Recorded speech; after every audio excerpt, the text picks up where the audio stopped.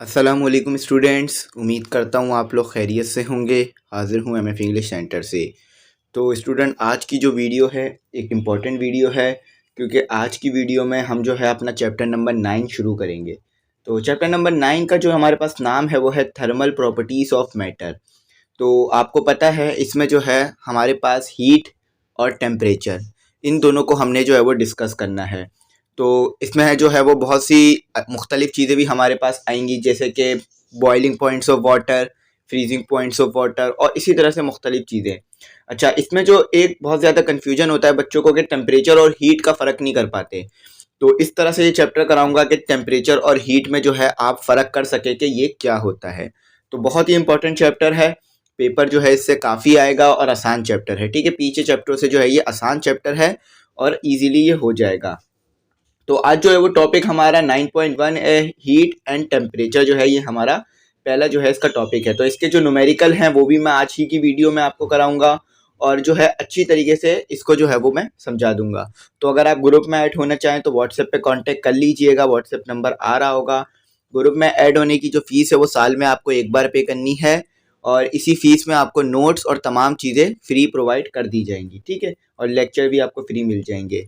और नोट्स में बता दूं कौन कौन से बन गए हैं। इंग्लिश, फिज़िक्स, इस्लामियत, उर्दू के बन गए हैं और बाकी जो है वो हम अभी बना रहे हैं। तो चलें इस चैप्टर को शुरू करते हैं। सबसे पहले हीट पढ़ लेते हैं कि हीट क्या होती है। तो यहाँ पे लिखा हुआ है कि mostly we think that heat and temperature are the same, however it this is not true. They are related with each other but are different concepts. तो देखें यहाँ पे कहा जा रहा है कि हम अक्सर ये सोचते हैं कि हीट और टेम्परेचर जो है वो सेम चीज़ है। हीट और टेम्परेचर जो है वो हमारे पास सेम चीज़ है, लेकिन ऐसा जो है ये नहीं है। टेम्परेचर हमारे पास एक अलग चीज़ है और हीट हमारे पास एक अलग चीज़ है, तो ये सेम नहीं है। ठीक है, टेम्परेचर एक अलग चीज़ है, हीट एक अलग चीज़ है। अच्छा, अब आप इन्हें डिफ्रेंशिएट कैसे करेंगे, तो वो जो है आपको इन्होंने समझाया है एक एग्जाम्पल के साथ। तो कहा जा रहा है कि heat is a form of energy whereas temperature is flow of heat. For example, a hot cup of tea is placed on table. After some time, the tea in the cup becomes cold because surrounding temperature is lower than that of the hot tea. Hence, heat flows from hot cup to the surrounding. Therefore, heat and temperature can be stated as. तो देखें यहाँ पे क्या कहा जा रहा है कि हीट जो है ना हमारे पास एक एनर्जी है। सबसे पहले समझ लीजिए टेम्परेचर कोई एनर्जी नहीं है। ठीक है, टेम्परेचर एक मेजरमेंट है। हीट क्या है, सबसे पहला डिफरेंस समझ लीजिए कि हीट क्या है हमारे पास, ENERGY, एक एनर्जी है। तो एक एनर्जी है तो आपने तो है डिफरेंशिएट इसे कर लिया। तो हीट क्या है, एक एनर्जी है, जबकि टेम्परेचर हमारे पास क्या है, एक मेजरमेंट है, एक मेजरमेंट है।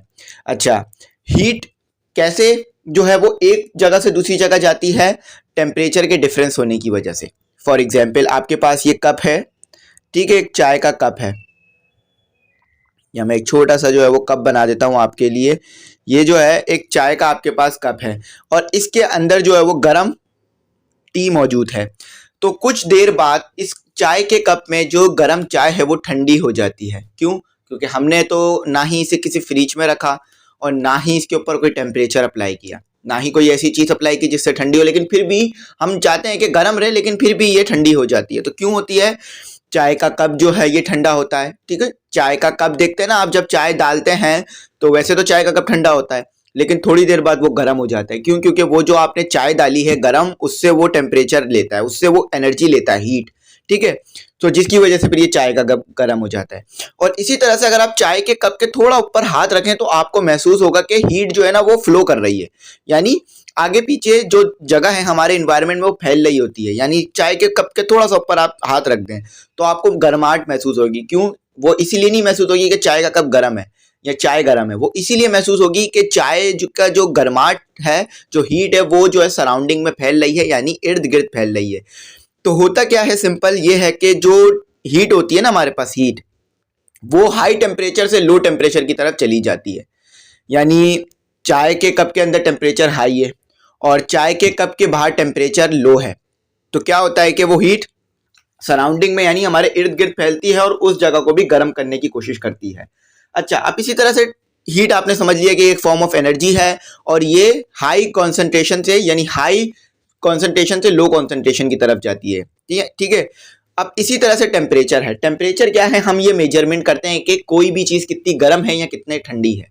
ठीक है, टेम्परेचर क्या है, इससे हम टेम्परेचर जो है हमारे पास ये चीज़ है कि जिससे हम पता करते हैं कि कोई भी चीज़ गर्म है या ठंडी है। फॉर एग्जाम्पल, अब ये चाय का कप है, इसके अंदर आपने कोई कोल्ड ड्रिंक डाल दी, ठीक है, और आप इसको जो है वो हाथ लगाएंगे, ठीक है, आप इसको हाथ लगाएंगे, ये कोल्ड हो रही होगी, ठंडी हो रही होगी, तो आप क्या बोलेंगे, चाय ये जो है ठंडी हो रही है। तो ये क्यों, ये कैसे पता चला, इसका टेम्परेचर कम है। ठीक है, टेम्परेचर क्या है, कम है, तो आपको पता चल गया ये ठंडा हो रहा है। कब, यानी इसमें कोई कोल्ड ड्रिंक है। अच्छा, अब यही जो है हमारे पास चाय का कप है, इसमें हमने हॉट कॉफी डाल दी, काफी हॉट कॉफी है, ठीक है, ठीक है, हॉट कॉफी मैंने इसके अंदर जो है वो डाल दी। अच्छा, अब आप इसे छुएंगे कप को, तो आप बोलेंगे कप गर्म हो रहा है, तो क्या है, आपने क्या बोलेंगे, टेम्परेचर ज्यादा है। तो टेम्परेचर को पता किया आपने, जो है वो पता किया कि आपके पास कितना ठंडा है कितना गर्म है, तो ये आपके पास क्या है, टेम्परेचर। कि ये पता करना कि कोई चीज कितनी ठंडी है कितनी गर्म है, ये कहलाता है हमारे पास टेम्परेचर। ठीक है, तो दोनों को डिफ्रेंशिएट कर लेते हैं, हीट और टेम्परेचर को।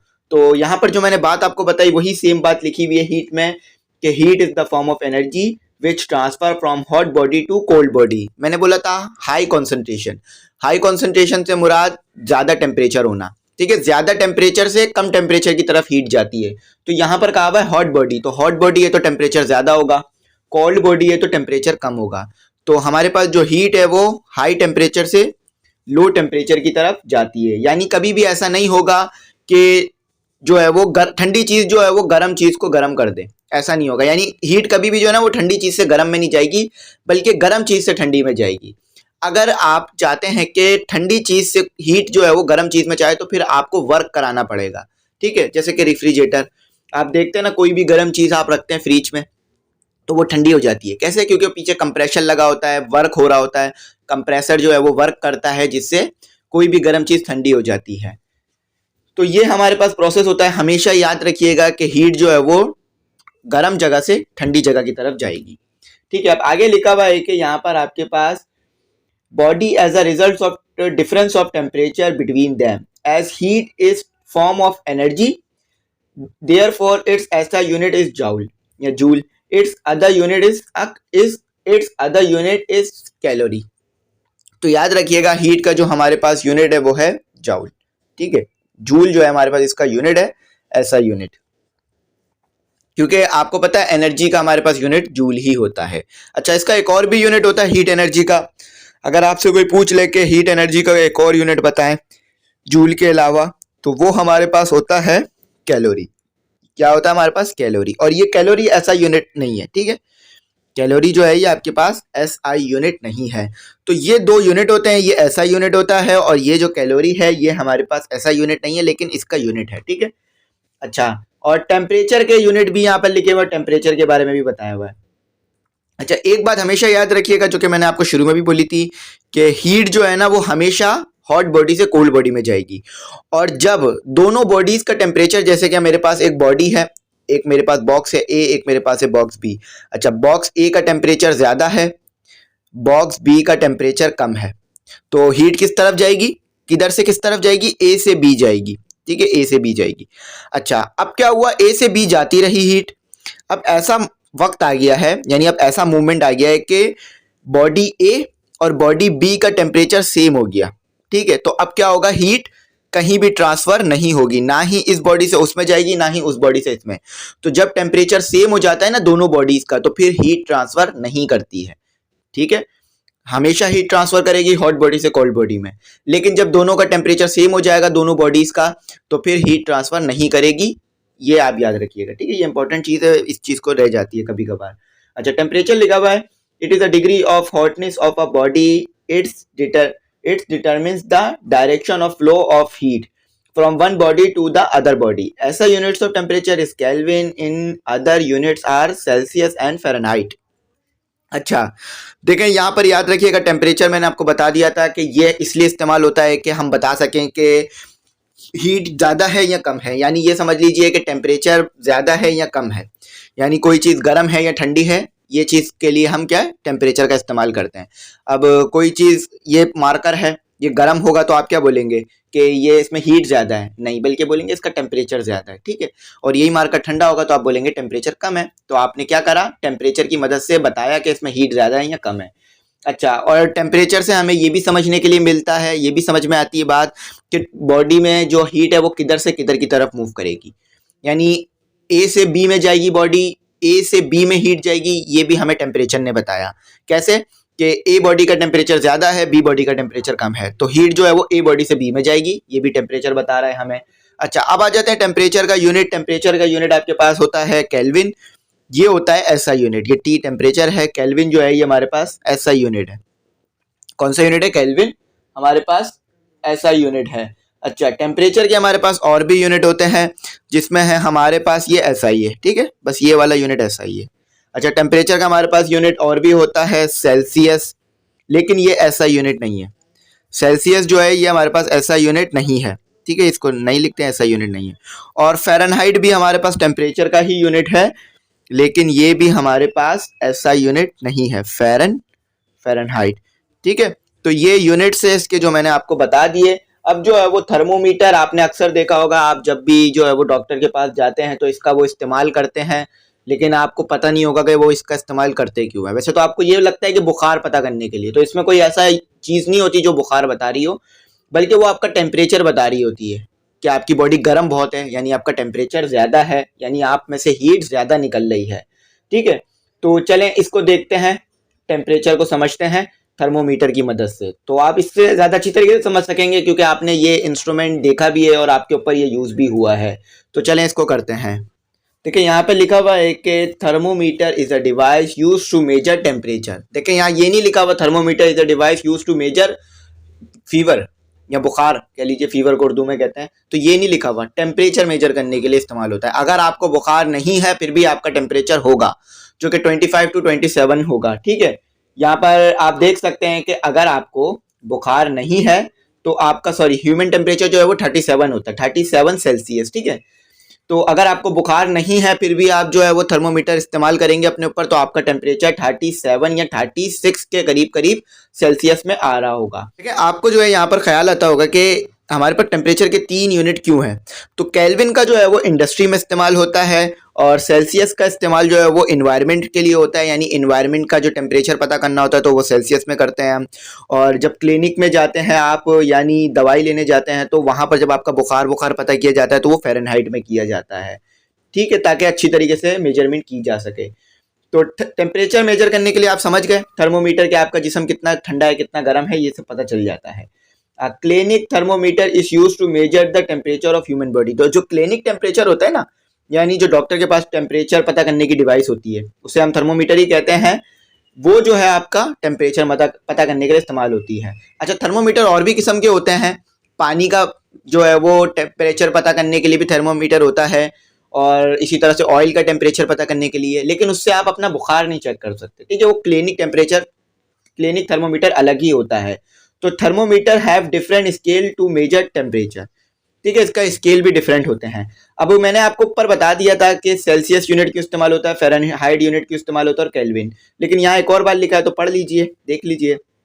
लिखा हुआ है कि सेल्सियस स्केल। तो सेल्सियस स्केल क्यों यूज होता है, mostly use for environmental measurements, ठीक है। इन्वायरमेंटल यानी हमारे इर्द गिर्द कितनी जो है वो हीट मौजूद है, या आज जो है वो कितना जो है हमारा टेम्परेचर रहेगा कराची का या सिंध का या किसी और शहर का, तो इसलिए फिर हम सेल्सियस कहेंगे कि सेल्सियस में टेम्परेचर होगा आज, ठीक है। अच्छा, फ़ारेनहाइट स्केल कि आपका कितना बुखार है, आपको कहते हैं ना कि आपको 102 बुखार हो रहा है, लेकिन वो फ़ारेनहाइट नहीं बताते।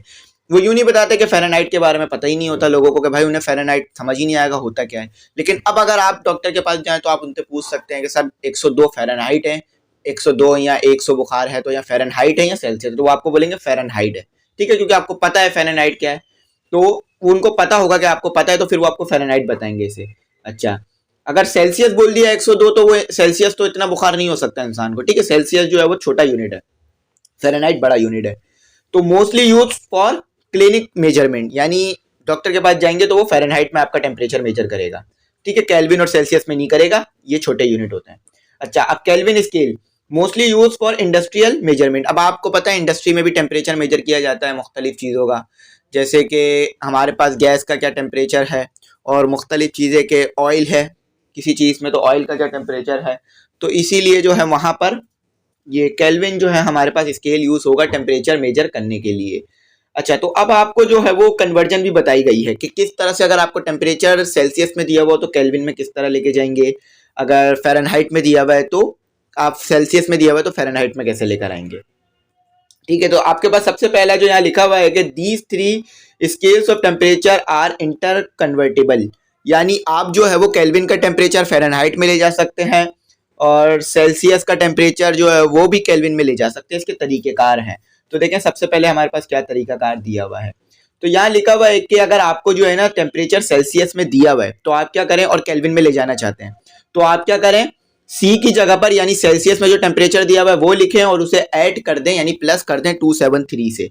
अब देखें आपको जो है ना वो टेम्परेचर केल्विन में ले जाना है लेकिन आपको सेल्सियस में दिया हुआ है, तो आप क्या करेंगे, जो सेल्सियस का टेम्परेचर दिया है वो लिखेंगे और 273 से ऐड करा देंगे, टेम्परेचर आपका सेल्सियस में चला जाएगा, केल्विन में चला जाएगा। अच्छा, अब इसी तरह से फ़ारेनहाइट में ले जाना है और सेल्सियस में टेम्परेचर दिया हुआ है, सेंटीग्रेड में टेम्परेचर दिया हुआ है, तो आपको क्या करना होगा, 18 को मल्टीप्लाई कराना होगा सेंटीग्रेड टेम्परेचर से और प्लस कर देना होगा 32 से। तो इस तरह से आपका जो टेम्परेचर है वो सेंटीग्रेड से फ़ारेनहाइट में आ जाएगा।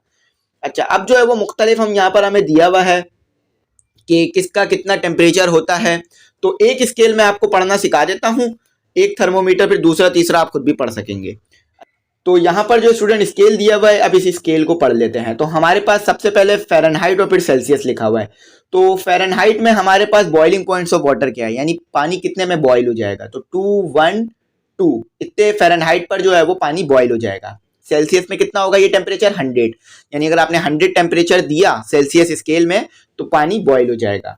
अच्छा, अब इसी तरीके से फ़ारेनहाइट में जो है वो ह्यूमन बॉडी का टेम्परेचर कितना होता है, तो वो जो आपको दिया हुआ है वो दिया हुआ है 310.15, ठीक है, इतना आपका टेम्परेचर होता है। और सेल्सियस में कितना होता है 37। फ़ारेनहाइट में रूम टेम्परेचर कितना होता है 29815, और आपके पास जो है वो सेंटीग्रेड में कितना टेम्परेचर होता है 25, यानी कमरे का टेम्परेचर।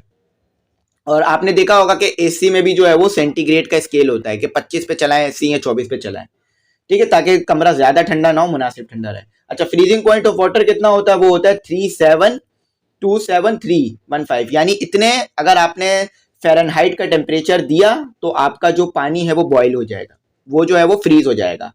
अच्छा, और सेंटीग्रेड में 0 होता है। और एब्सोल्यूट ज़ीरो यानी गैस के पास कोई भी वॉल्यूम नहीं होता इस टेम्परेचर पर। अगर ये टेम्परेचर आपने मेंटेन कर लिया तो गैस का कोई भी वॉल्यूम नहीं रहता। तो 0 फ़ारेनहाइट है और सेल्सियस में -273.15। तो इसी तरह से दो और भी स्केल हैं जिसे आप इसी तरह से पढ़ सकते हैं जैसे मैंने पहला स्केल बताया, ठीक है। तो आप चाहें तो ये याद कर लीजिएगा, बड़ी इंपॉर्टेंट चीज़ें होती हैं, अक्सर एमसीक्यूज में पूछा जाता है ये चीज़ें। अब है हमारे पास एक न्यूमेरिकल, तो उस न्यूमेरिकल को मैं आपको सॉल्व करके दिखा देता हूँ। सिंपल न्यूमेरिकल है, बस आपको जो है वो सेंटीग्रेड में चीज़ दी हुई है, फ़ारेनहाइट में लेके जानी है। तो उम्मीद करता हूँ टेम्परेचर और हीट को अच्छी तरीके से रिकॉग्नाइज कर गए होंगे, पहचान गए होंगे, समझ गए होंगे। कुछ इसमें ऐसा नहीं होगा जो समझ में नहीं आया होगा। तो चलें आ जाए न्यूमेरिकल सॉल्व करते हैं। तो स्टूडेंट आपके पास जो न्यूमेरिकल है वो करते हैं। देखिए सेल्फ असेसमेंट के जो क्वेश्चंस होते हैं ना, बच्चे कहते हैं कि सर ये कराया करें। तो देखिए जब हम इसका end of the unit question solve करते हैं ना, तो सेल्फ असेसमेंट वाले ही क्वेश्चन आ रहे होते हैं अक्सर, ठीक है। तो वो मैं वहां पर भी करवा देता हूँ एंड ऑफ द यूनिट में, यानी जो आखिरी वीडियो अपलोड करता हूँ जिसमें तमाम क्वेश्चन आंसर न्यूमेरिकल्स कराता हूँ जो है फिजिक्स में। तो देखें सबसे पहले हमने न्यूमेरिकल सॉल्व करना है कि कैसे होगा, वही हम हमारा तरीका फॉलो करते हैं, गिवन डेटा लिखकर इसे जो है वो सॉल्व कर लेते हैं। देखें हमारे को जो है वो ये न्यूमेरिकल जो है वो 1 है, वर्क एग्जाम्पल 1 है। अच्छा, इसमें जो है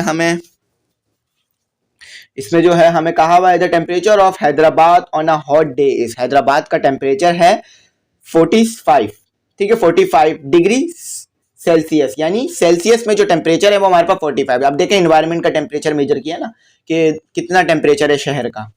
What will be its equivalent temperature on Fahrenheit scale, तो पूछ रहे फ़ारेनहाइट स्केल में ये टेम्परेचर कितना आएगा। आपने बता दिया कि भाई सेंटीग्रेड में तो 45 है, लेकिन फ़ारेनहाइट में बता दीजिए।